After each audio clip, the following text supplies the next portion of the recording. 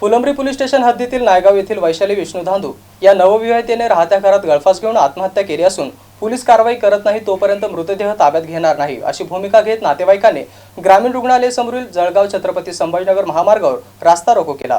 गरिबाची केस नाही घेऊन आले, दोन जीव घेतले, दोन जीव घेतले, पोलिसांना पैसे खाल्ले, पोलिसांना पैसे खाल्ले, दोन जीव घेतले, दोन जीव घेतले।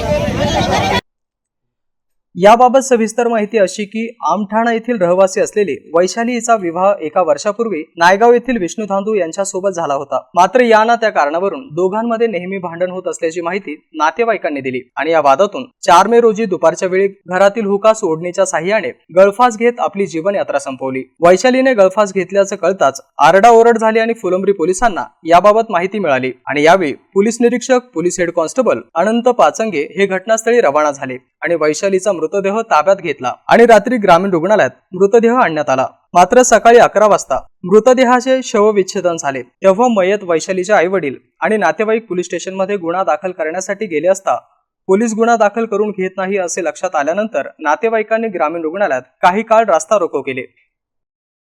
गरिबाची केस नाही घेऊन आले, दोन जीव घेतले, दोन जीव घेतले, पोलिसांना पैसे खाल्ले, पोलिसांना पैसे खाल्ले, दोन जीव घेतले, दोन जीव घेतले। त्यावेळी पोलीस उपनिरीक्षक विजय पाटील हे फुलंब्री येथे येत असताना त्यांनी गाडीच्या बाहेर येत सर्व प्रकार जाणून घेतला आणि नातेवाईकांना शांत करण्याचा प्रयत्न केला।